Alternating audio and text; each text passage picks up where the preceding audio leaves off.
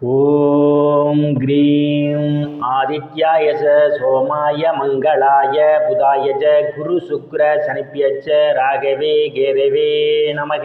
உலகை கட்டி காக்கும் பரமேஸ்வரன் பார்வதியின் திருவருளால் அனைவரும் நலமுடன் வாழ அந்த எல்லாம் வல்ல இறைவனை வணங்கி நேரில் அனைவருக்கும் எனது அன்பான வணக்கங்களை தெரிவித்துக் கொள்கின்றேன். இன்றைய பதிவிலே நாம் பார்க்க இருப்பது 2026க்கான சனி பேச்சு பலன்கள். வாக்கிய பஞ்சாங்கத்தின்படி 2026 மார்ச் மாதம் 6ஆம் தேதி சனி பேச்சு ஆகிறார். சனீஸ்வர பகவான் பேச்சு ஆகிறாரே, இந்த பேச்சியால் யாருக்கெல்லாம் சாதகமான பலன்களை தரப்போகிறார், யாருக்கெல்லாம் பாதகமான பலன்களை தரப்போகிறார் என்று பார்க்க இருக்கின்றோம். பலருக்கும் சனி பேச்சு என்றாலே ஒரு பயம் இருக்கும். இதே நிலைமைதான் தொடருமா அல்லது நிலைமை மாறுமா? சனீஸ்வர பகவான் பாதகத்தை செய்ய போகிறாரா, சாதகத்தை செய்ய போகிறாரா என்ற மனக்கவலைகள் உண்டு. அஷ்டமத்து சனி, ஏழரை சனி, கண்டச்சனி, அர்த்தாஷ்டமச்சனி என்று எல்லாம் சொல்கிறார்களே, இதனால் ஏதேனும் பாதிப்புகள் உண்டா என்று பலருக்கும் சனிப்பெயர்ச்சி என்றவுடன் கவலைகள் கூடுவது உண்டு. ஆனால் சனீஸ்வர பகவான் ஒரு நீதிமான். அவர் அனைவருக்கும் தண்டனைகள் கொடுக்க மாட்டார். சனி பேச்சியார் பலரையும் பண்படுத்துவார், பலருக்கும் பல பாடங்களை கற்றுத்தருவார். அவர் ஒரு நல்ல ஆசிரியர். ஆசிரியனுடைய பயிற்சியால் நல்ல மாணவர்களை உருவாக்குவதே நோக்கம். அந்த வகையில் சனீஸ்வர பகவான் ஆயுள்காரகன், கர்மகாரகன், தொழில்காரகன், துக்ககாரகன் என்றெல்லாம் போற்றக்கூடிய சனீஸ்வர பகவானுடைய பயிற்சியால் அனைவருக்கும் நல்லதே நடக்கப் போகின்றது.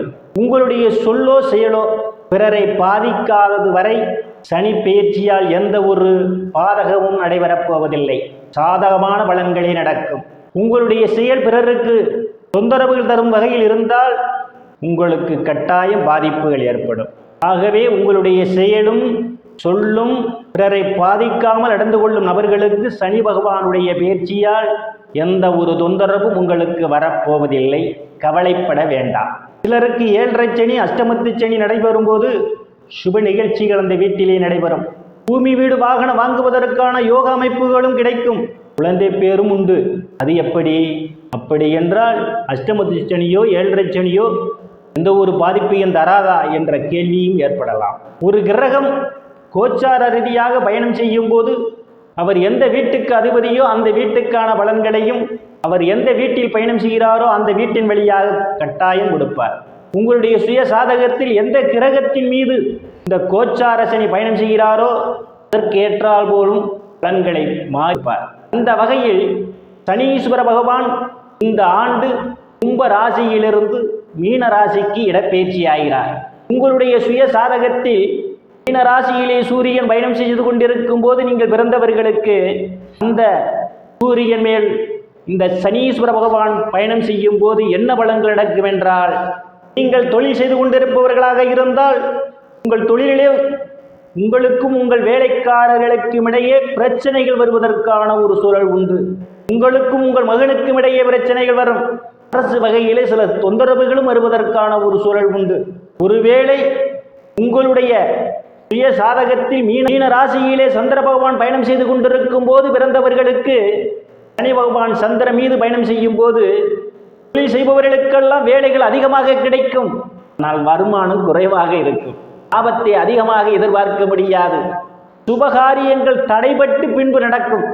உங்களுடைய சுய சாதகத்தில் மீன ராசியில் செவ்வாய் பகவான் இருந்தால் தற்போது நடக்கக்கூடிய சனி பெயர்ச்சியால் திருமணம் நடக்காதவர்களுக்கு திருமணம் நடக்கும். அதே சமயம் திருமணம் நடந்தவர்களுக்கு மன வாழ்க்கையில் பிரச்சனைகள் ஏற்படும். நீங்கள் பிறக்கும் போது மீன ராசியிலே புதன் பகவான் இருந்தால் தன் மீது தற்போது பயணம் செய்யக்கூடிய சனியால் சொத்துக்கள் வாங்கும்போது பத்திரப்பதிவிலே சில ஏமாற்றங்கள் ஏற்படும். நண்பர்களால் ஏமாற்றப்படுவீர்கள். கணக்கு வழக்குகளில் கவனம் தேவை. மீன ராசியிலே குரு பகவான் நீங்கள் பிறக்கும் போது இருந்திருந்தால் அப்போது பயணம் செய்யக்கூடிய சனியால் அதிகமாக வேலைகள் கிடைக்கும். தொழிலுக்கு அதிக வாடிக்கையாளர் வருவார்கள். உழைப்பு அதிகம் இருக்கும், ஆனால் வருவாய் குறைவாக இருக்கும். மீன ராசியிலே சுக்கிர பகவான் உச்ச பள்ளத்தோடு நீங்கள் பிறக்கும் போது இருந்திருந்தால் அப்போது பயணம் செய்யக்கூடிய சனி பகவானுடைய பயணத்தால் இந்த உறவுகள் எல்லாம் ஒன்று சேர்வதற்கான ஒரு சூழல் உண்டு. அவன் மனைவியுடைய கருத்து மோதல்கள் இருந்தால் அதையெல்லாம் மறந்து முழுமையாக வாழ்வீர்கள். பொருளாதார வளர்ச்சி மேம்படும். இந்த ராசியிலே நீங்கள் பிறக்கும்போது சனி பகவான் இருந்து இந்த சனியின் மேல் தற்போது கோச்சார சனி பயணம் செய்து கொண்டிருந்தால் தொழில் மாற்றத்தை ஏற்படுத்தும், நல்ல முன்னேற்றம் ஏற்படும், உங்களுக்கு தொழில் சார்ந்த அறிவுகள் மேம்படும். ராசியிலே ராகு பகவான் செய்யும் போது பிறந்தவர்கள் சனி பெயர்ச்சியால் கூட்டு தொழிலிலே பிரச்சனைகள் ஏற்படும், தொழில் ஆகாது. செய்து கொண்டிருப்பவர்கள் எல்லாம் இந்த காலகட்டத்திலே தொழிலை விரிவுபடுத்தக்கூடாது. முக்கியமாக உறவுகளால் பிரச்சனைகள் வரும், உறவுகள் பிரிய நேரிடும். இந்த காலகட்டத்தில் உறவுகளிடம் இருந்து வெளியூரில் தங்கி பணி செய்வதே மிகவும் சிறப்பு. செய்யக்கூடிய தொழிலே தடைகள் ஏற்படும். ராசியிலே கேது பகவான் பயணம் செய்து கொண்டிருக்கும் போது பிறந்தவர்களுக்கு இந்த சனி பெயர்ச்சியால் நீங்கள் செய்யக்கூடிய தொழிலிலே ஒரு மந்த நிலை ஏற்படும், அல்லது தொழில் மீது வழக்குகள் வரும். கவனம் எடுத்துக்கொள்ள வேண்டும். வரை கிரகங்களின் மீது பகவான் பயணம் செய்யும் போது ஒரு சூழலை ஜாதகர் அனுபவிப்பார் என்று பார்த்தோம்.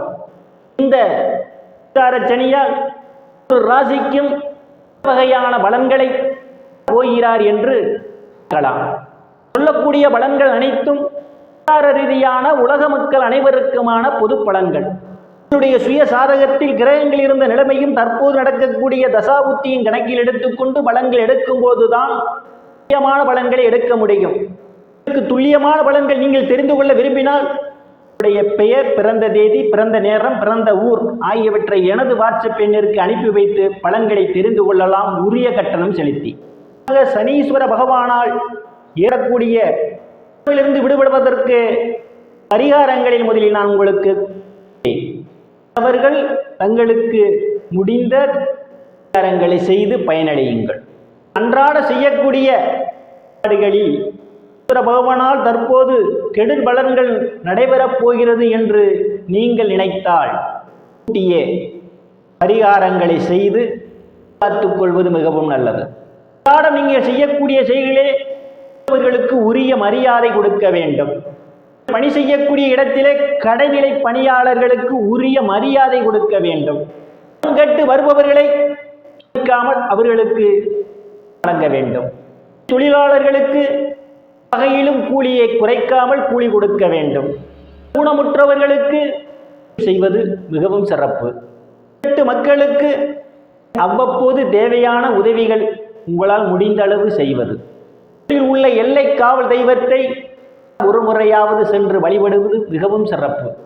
பிற பரிகாரங்களாக நீங்கள் செய்ய வேண்டியவை ஈஸ்வர பகவானுக்கு வாரந்தோறும் தீபம் ஏற்றி வழிபடுவது, மாதம் வைத்து இப்போது மிகவும் சிறப்பு. மாதமும் நடைபெறக்கூடிய வழிபாட்டில் கலந்து கொண்டு சிவனை வழிபடுவதால் ஈஸ்வர பகவானால் ஏற்படக்கூடிய அழு நீங்கும். அல்லாத கடவுள்களை வழிபடுவது, ஆஞ்சநேயர், பெருமான், போன்ற தெய்வங்களை வழிபடுவதால் பகவானால் ஏற்படக்கூடிய அழு நீங்கும். தோறும் நல்லெண்ணெய் குளித்து வருவது நல்லது. சனி சனி இருப்பவர்கள் குடிகொண்டுள்ள ஸ்தலங்களான ஸ்தலங்களுக்கு சென்று சனீஸ்வர பகவானை வழிபட்டு கலந்த வஸ்திர ஸ்தானத்தை எளியோருக்கு வேண்டும். சனி மற்றும் அஷ்டமத்து சனி காலங்களிலே கஷ்டங்களை ஏற்படுத்துவார். அவற்றை தடுப்பதற்கு பரிகாரத்தை கட்டாயம் நீங்கள் செய்ய வேண்டும். மனங்களிலிருந்து தப்பித்துக் கொள்ளலாம். காக்க வஸ்திரம் அவசியம் அல்லவா? ஸ்தானம் கட்டாயம் செய்யுங்கள். வஸ்திரஸ்தானம் செய்யும் போது சனி பகவானுடைய உங்களுக்கு அதிகமாக கிடைக்க வாய்ப்பு உண்டு. தோறும் வீட்டிலே நீங்கள் சுத்தம் செய்ய வேண்டும். அஷ்டமத்து சனி நடைபெறுபவர்கள் எல்லாம் திரும்பி நீங்கள் போது சனீஸ்வர பகவானுடைய கருணை உங்களுக்கு வாய்ப்புகள் உண்டு, குறையும். ராசிக்குள் போகலாம். ருணரோக சத்துரு ஸ்தானத்திலே சனீஸ்வர பகவான் பயணம் செய்து கொண்டிருப்பதால் தைரியத்தையும் அஷ்டமஸ்தானத்தையும் பார்வையிடுகிறார்.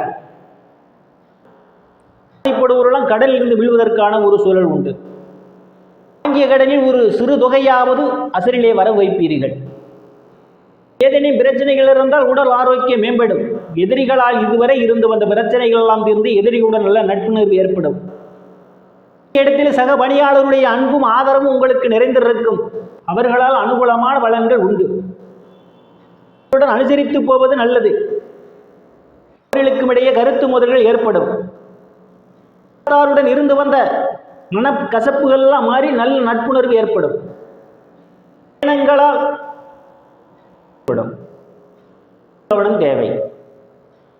முயற்சி செய்து கொண்டிருப்பவர்களுக்கு வெளிநாடு செல்வதற்கான வாய்ப்புகளும் தேடி வருகின்றது. தேவையில்லாத செலவுகளும் ஏற்படும். தலையிடுவதை தவிர்த்துக் கொள்வது மிகவும் நல்லது. இல்லையில் உங்களுக்கு மன உளைச்சல்கள் ஏற்படும். அனைத்து செல்வ செழிப்பும் பெற்று சிறப்புடன் வாழ அந்த எல்லாம் வல்ல இறைவனை வணங்கி நேர்களை மீண்டும் அடுத்த பதிவில் சந்திக்கும் வரை விடைபெறுவது ஜோதிடர் எஸ் ராமன். நன்றி, வணக்கம்.